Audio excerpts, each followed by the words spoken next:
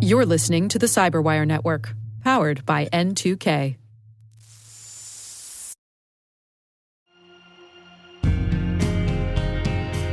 Looking to understand the cybersecurity risks emerging beyond Earth's atmosphere?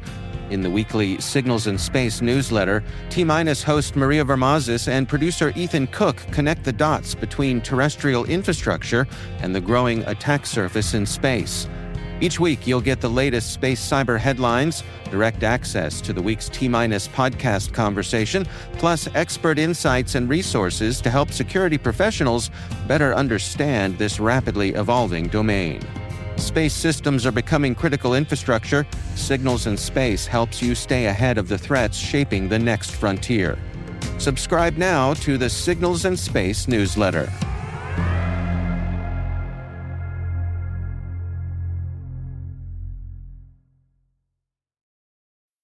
Are all batteries the same? That's like asking if all soccer players are the same. Take Messi, the most decorated player ever.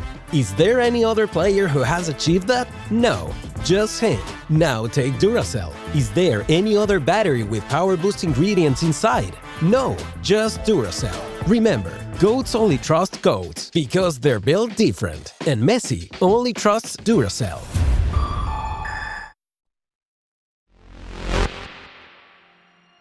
Just to give you a sense of the power, the GPS signal that your phone is collecting is about the same power as a car headlight seen from 12,000 miles away. That's the power, right? So, I mean, it's very low power by the time it reaches your phone or any, GPS receiver on the ground.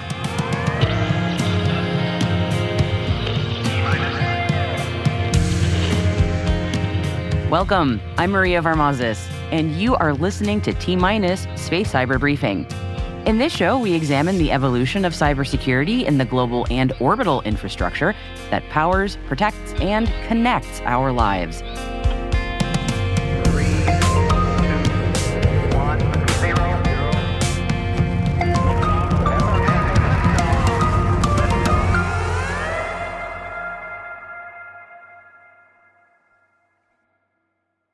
Hello, friends. It is always a treat to have a conversation with my N2K colleague and host of the Cyberwire Daily, Dave Bittner, and friend of the show, Brandon Karpf, who is the leader of international public-private partnerships at NTT. The three of us recently got together to discuss something space cyber related that Dave had found and shared with us. I'll let Dave start us off on our conversation. Here he is. So there was a recently published video over on YouTube from the folks at Veritasium, very, very popular YouTube. Is it fair to call it a science channel? I would call it science and kind of new media. Yeah, I'm a fan. So this particular episode of their show has to do with GPS jamming. And specifically, that something is jamming the GPS system over Europe. Maria, do you want to try to fill in some of the gaps here of what this is about? Yeah, so I will just get right in front of it and say I had made an assumption that this video was about someone doing something dastardly on the ground and jamming GPS signals from a ground station. And literally the first 2 minutes of this video says, no, that is not what this is about. So for anyone else who's going, oh, that's old news, we've talked about that a bunch. This is not that. This is a bit of a physics whodunit, which is kind of they take us on a nice little journey here. Somebody's doing something dastardly in the L-band, which is what all GNSS satellites are working in, right? And it's over a huge swath of not just Europe, but even parts outside of Europe. They figure out pretty early on with just some basic geometry that if you're going to be jamming signals over that big a part of the world, it's not going to be something on the ground. It's got to be something in space that's doing this. And then they walk us through how the researchers figured out what satellite or satellites they think might be doing some naughty things in space. Did I summarize that well? I think you nailed it. I mean, it was this professor and his research student at UT Austin. But then there was a part of the story where they brought together folks in the position, navigation, and timing community around the world, in Europe and Germany and others. I mean, a really kind of a collaborative effort to get the data that they needed to pretty narrowly pinpoint the perpetrator of, Yes. of this. And I think it's worth saying that when we say GPS jamming, this is more of every now and then an occasional anomaly type of jamming. This wasn't somebody, shutting down GPS for long periods of time, although any disruption to GPS is potentially dangerous. This is the kind of thing that was happening a few seconds at a time, spread out over weeks and months and years, which was part of the puzzle. Who's doing this and why? Yeah, it was 75 specific events over the course of between 2019 and 2026, and measured over Europe, Greenland, and Canada, more or less simultaneously, at least simultaneously within human perception, obviously not machine perception. Yeah. And they were just flooding the frequency. What exactly was this? I don't know if we want to call it an attack, but what exactly was it doing? Yeah, so from the perspective of kind of a malicious attack or a radio frequency attack, that I know that on the various podcasts we've talked about jamming and spoofing in the past. Jamming being just kind of noise, where if someone's talking, a jammer is just talking over that person, right? Whereas spoofing, right, if someone's talking, then someone is actually mimicking the way they speak and making you believe that it's the person talking, right? That's jamming versus spoofing. And this just seemed to be just a very quick, subtle interference. So the same frequency band, a little bit louder than the true signal. And so it was kind of a spoof, right? Kind of a jam, a little bit in between, but not enough to really affect any of these systems. And that was part of the mystery, is like, what is going on here? Why is this happening every few weeks, every few months, kind of randomly on Wednesdays and Thursdays, by the way, during business hours? Yeah, just for fun. No. Right. Exactly. I mean, one kind of jumps to a conclusion pretty quickly that someone's kicking the tires on some bigger plans. That would be my assumption of something like this. Just you don't test something out like this just to see if you can do it and then leave that there. Right. Right. Not to mention having to have the infrastructure to, I don't know, launch a satellite to be able to do this. That's easy peasy. Right. Yeah. So, spoiler alert, if any of our listeners don't want us to jump to the end here, now would be a great time to pause, go watch the Veritasium video, which we will include a link to in the show notes, and come back for our thoughts and discussion about what happened. So let's skip to the end here. Maria, what are the most plausible theories that folks have as to what could be going on here? My understanding is that the thinking is this is from Russia's early missile warning system, that they're kicking the tires on some transmitters that have the ability to flood the zone. Well, something that caught my attention was the notion that they would be using the frequencies very close to GPS because their adversaries would be less likely to take those signals down or to interfere on their own. So if you have communications that you want to be, you don't want to have them interrupted, if you park them right next to a critical service like GPS, perhaps it's less likely that you will be interrupted. I think this would be a good time for Brandon to explain how that works, because I think people who have maybe a very digital mindset might not understand. Yeah, and I think you both captured the two working theories, right on. One of them being this is an offensive capability that Russia has attached to their early warning satellites in a specific orbit called the Molniya orbit, which is a highly elliptical orbit that has a long dwell time over the northern hemisphere, and definitely could be an offensive capability, but also could have been or could be, as Dave was talking about, an actual communication signal where there's content inside this signal, and that they're just testing, making sure that these satellites can still communicate on this signal that is very close to, but not exactly on top of the GPS frequency. And so both are totally viable. A key aspect of any sort of radio frequency communication is that your communication is never over just a single frequency. It's actually typically a band of frequencies, especially if you want to put a good amount of information into that signal. You do need to have a little bit of a band that's created by however you multiplex the signal creates that frequency bandwidth that you're communicating over. And so if Russia has put their kind of this critical wartime reserve communication frequency right next to GPS, well, every time they test it, a little bit of that signal is going to leak over into the GPS band, and you'll measure some interference. So both are totally, viable theories. I don't think that there's enough data out there right now to say which one is true. There's an extraordinary amount of data going around in the radio frequency spectrum. You cannot conceivably collect all frequencies all the time. And so finding the data there to see if they're communicating maybe in a band that's just slightly above GPS, that data is not readily available yet. But I think both are viable and both kind of point out some critical vulnerabilities or concerns with the GPS band that we rely on. Yeah, I mean, does it take a ton of power to do what they're doing? I mean, from the Molniya orbit, I mean, I imagine it's just not that heavy a lift. Not at all. I mean, just to give you a sense of the power in a GPS signal, the GPS signal that your phone is collecting is about the same power as a car headlight seen from 12,000 miles away. That's the power, right? So, I mean, it's very low power by the time it reaches your phone or any GPS receiver on the ground, right? And so there's probably a lot of power coming out of the satellite itself, but then again, I mean, it doesn't have to overcome a lot.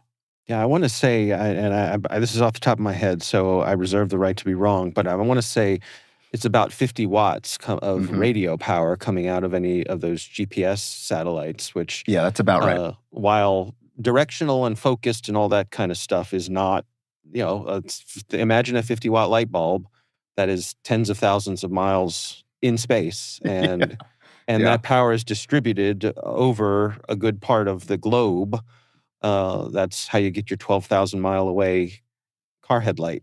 And a lot of the conversation around kind of GPS jamming and spoofing. And by the way, spoofing is far more is a much more dangerous attack, right? Because it manipulates the signal. It makes you think that you or your device is somewhere that it's not.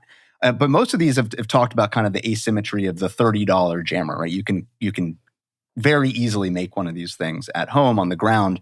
What's notable about this is that this has clearly been extended into the space architecture. And so this is really one of the first times we have clear evidence that there is a jammer or a spoofing capability, something that could be used to interfere in space, right? And so that's a concern. And along with the how dependent we are on this critical infrastructure of position, navigation, and timing signals.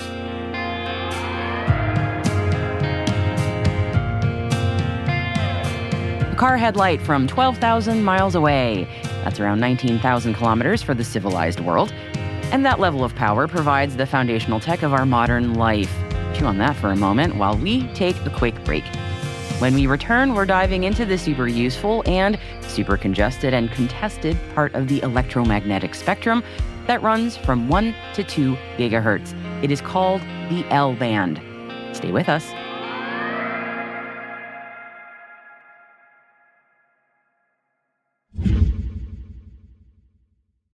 So good, so good, so good.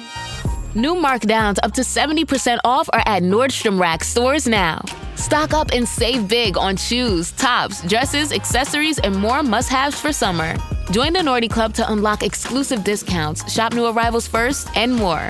Plus, buy online and pick up at your favorite Rack store for free. Great brands, great prices. That's why you Rack.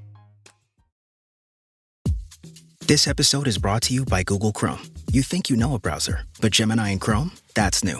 It can help you with practically anything on the web, like restoring a vintage motorcycle from a 50-page restoration blog, or finally break down that long article you've had open for weeks. Gemini and Chrome is here for it. Ready to make anything online make sense? There's no place like Chrome. Check responses, setup required, compatibility and availability varies, 18+. I feel like we should also talk a little bit about the L band in general, about just how much is going on in the L band. And Dave, I'm looking at you especially as a ham. Like, this feels like also something you can speak to. I mean, so much goes on in the L band, and this is something I really didn't appreciate until I started learning about this a few years ago.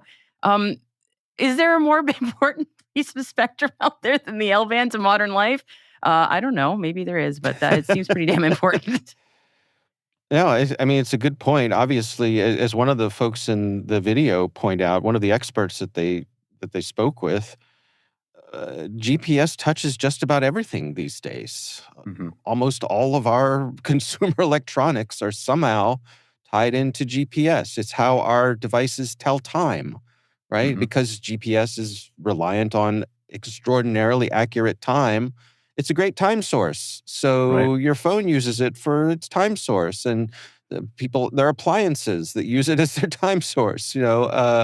Your car. A lot of critical infrastructure uses it. Yeah. Right. Yeah. Your car has GPS, so it uses it as a time source and obviously a location source and all those things. But yeah, there are a lot of things in this band. And what is this? It's what is it, like 1.2 gigahertz, something like that? Is that around? Yeah, it's like 1 to 2, basically. Mm-hmm. Yeah, Yeah. something like that. Yeah. Yeah, I might be. All of the GNSS systems, sorry for being redundant, GNSS is All the various navigation systems. the systems, all of them seem to be on the L band, so that's kind of super important, right? And they are there because that's a band that is not as susceptible to various types of natural interference, weather conditions, ionospheric conditions, things like that, because it's a high enough frequency that the infrastructure can be small, right? Can be, more micro processors and really small antennas, but it's not so high that it's interfered with by, water droplets in the atmosphere and things like that. So it's actually a very resilient frequency band, which is why so many critical applications use that frequency band.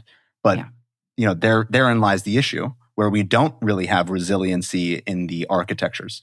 We don't really have resiliency in how we get timing signals. And I mean, there are technologies that are in the lab now that are starting to be developed, and some of them are starting to be deployed, like actually applying digital signatures to GPS signals, right? That are starting to be applied. There's some quantum technologies that might resolve some of these issues, but this architecture needs more focus because it's, as Maria and Dave, you both pointed out, everything relies on this, right? Every computing system relies on this. I just like to point out that this is the reason why my entire family for Christmas this year got hardbound, paper printed out copies of a road atlas. Yep. Not a bad idea, honestly. And they all looked at me like I was crazy. And I probably am, but I said there is for other reasons, though, Dave. There's a non-zero chance that some point in your life, GPS is going to be interfered with, and you will thank me then. Dave, I too have paper maps, road maps of all of my state and all of the surrounding states here at home. Right. Yep. I keep them in my car, and I've got one at home for the same reason. Yeah, it's not a bad idea. I do have to wonder, Brandon, when we're talking about interfering with global navigation satellite systems. See what I did there? Mm-hmm. So if we're thinking that, if the theory is that Russia has figured out that a $30 jammer can also go in a satellite now, does this become a war of attrition where everyone's going to be doing this, and now basically this all becomes useless because we're all blasting the foghorn at each other from space? Yeah, it could, and certainly in a conflict scenario. But keep in mind, right, if you are reliant on the signals in L-band and you want to use them for your own systems, and pretty much every Western military system relies on it. Very few of our offensive capabilities can function without some sort of timing or position signal.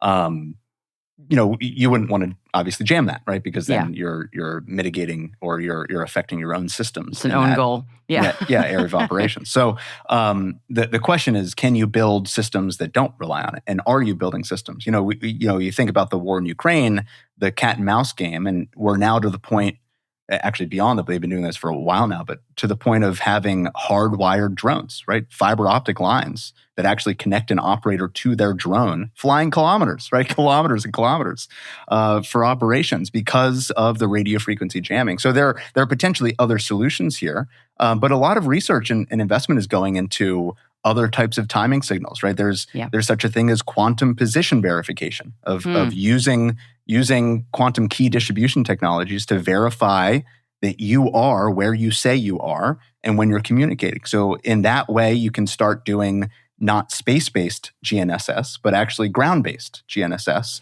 And what? Yeah. We're going back to potentially. terrestrial? Wait a second. Right. And back to, there was an old technology called low-RAN, which is more in a lower frequency band, a high frequency and VHF frequency. That's kind of an over-the-horizon band that was used as timing signals.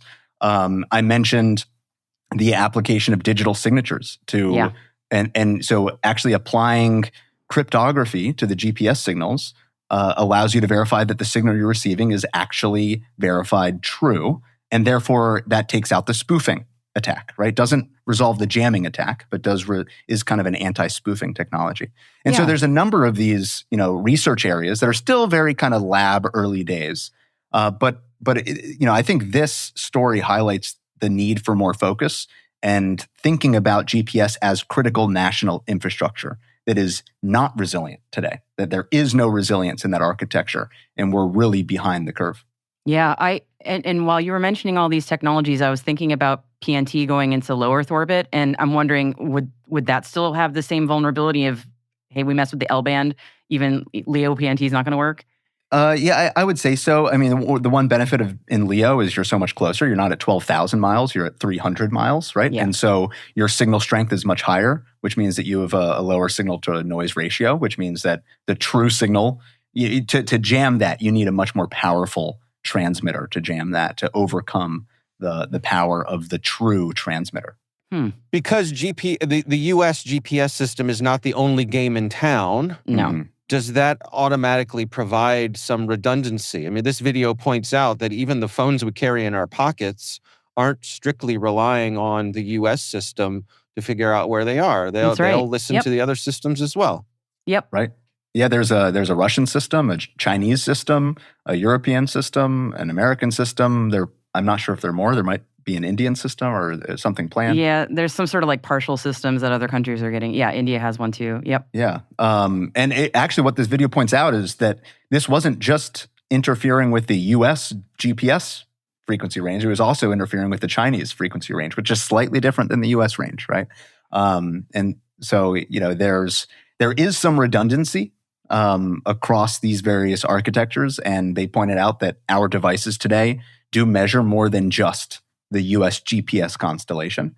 So there's resiliency in that redundancy, but I think anything that is space-based, that is relying on L-band, that's relying on these extremely low-power signals that are unencrypted and unverified, is vulnerable to the attacks that we're seeing. Yeah, encryption, kind of important. Very important. News at 11. I guess another question that this video brings to mind for me is, this is a case of the Russians sort of showing their cards a little bit, and they got noticed. Mm-hmm. But we're having this conversation of saying, "Oh, this is a problem. This is a vulnerability. We need to take a closer look at this." Wouldn't it be fair to assume that everybody's already thought about this, and if the Russians have a system to do this, we have a system to do this, and no. I mean, let's not be naive that there isn't global recognition of the importance of this system. That all of these have been tabletopped out to what happens if, and how do we counter them?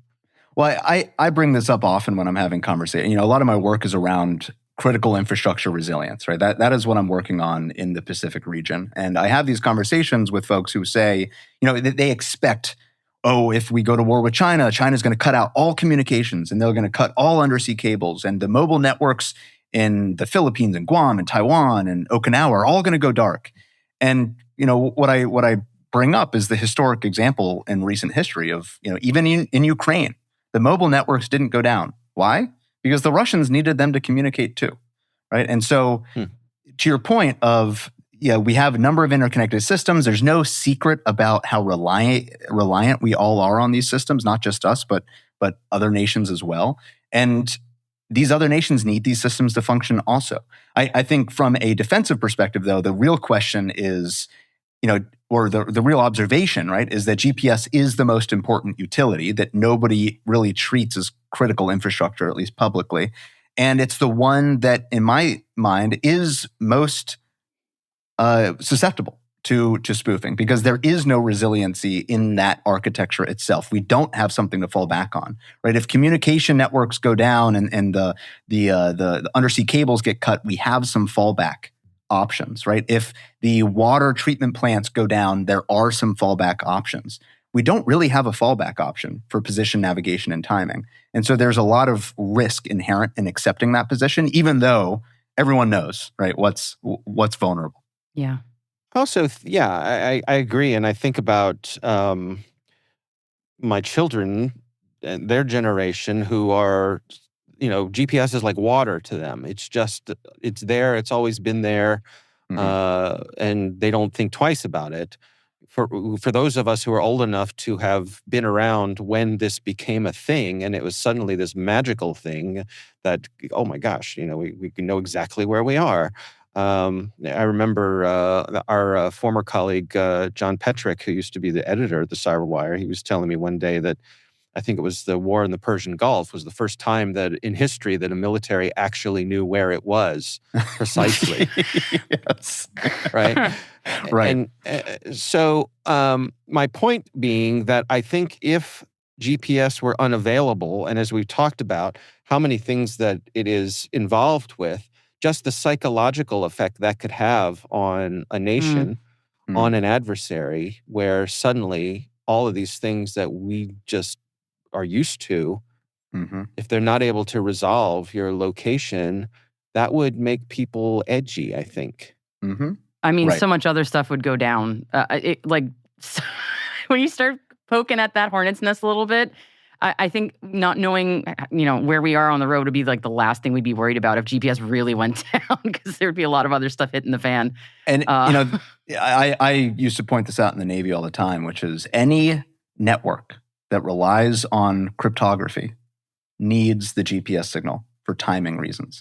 That all you need to do on your local computer is mess with your timing signal, right? And you can do this, right? You can turn off the clock, right? Not your computer clock, the actual timing clock. And see what happens. You can't communicate. You cannot get on the internet without a timing signal. And so, to your point, Dave, right? We used to live without it. We could live without it again, right? We could adapt, but we have a lot of systems that rely on this. And we also don't quite know, just like, same conversation with the post-quantum cryptography and the transition to quantum secure cryptography, where we don't quite know all of the things that rely on cryptography. We also don't quite know, we don't have a good inventory of all the things that really rely on this position, navigation, and timing signal. And so, it's easy to say, hey, I don't really need my Google Maps on my phone to work. I can figure out how to get to the grocery store down the street. But then the stoplights probably wouldn't be working, right? And the power grid goes down. Right. There's a lot of other things there. Yeah, it'd be real bad, real bad. I think we would not notice the maps because there'd be other things like, oh, now there's no power and there's no water. Yeah, a whole bunch of stuff. Now, I think there's goodness here too, because as I mentioned earlier, there are technologies already in testing in lab environments and some rolling out into real world that resolve some of this, right? And a lot of them have to do with quantum technologies, which are legitimate and being tested and proven. And it's not that it's helping us with GPS security, it's that it is helping us not need GPS anymore. These new technologies that are being developed, these fundamental technologies where quantum navigation and quantum clocks will work even when the GPS signal is being jammed or spoofed. So there is a silver lining here. So we went out to space to make these systems more resilient, and now we're messing with those too much, so we're going to go back to Earth. Wow. Okay. I'm going to rely on Dead Reckoning and my sextant to. They teach you that in the Naval Academy, Brandon? They do. They do teach celestial navigation. And the story I'll tell is the most accurate I could ever get with celestial navigation is, I'm somewhere in the North Atlantic. Oh. Bravo. Okay. Good. You were in the South Atlantic at the time, but you were never really a good student. So that's another story for another time, Dave. All right. Well, I want to point all of our listeners to this video that we've been talking about. Again, this is from the folks over at Veritasium, one of the most popular YouTube channels there is, and with good reason. It's called Something is Jamming GPS Over Europe. Here's what we found. It is a video worth your time. Like I said, we'll have a link in the show notes.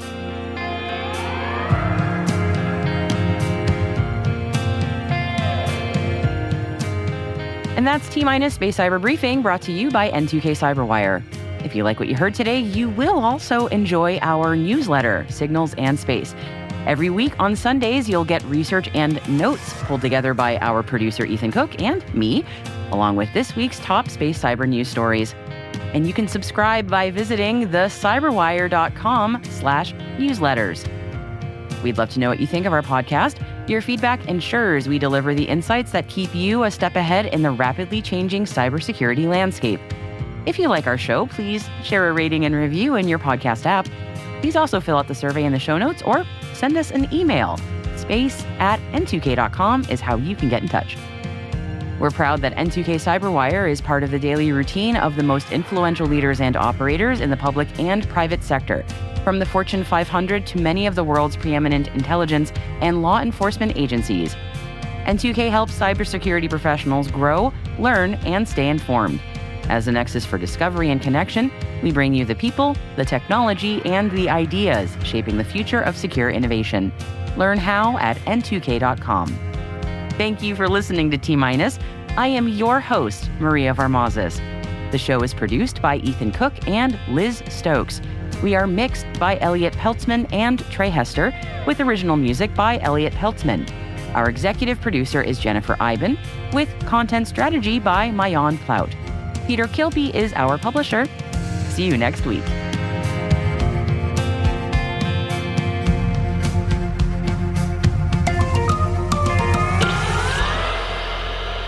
T-Minus.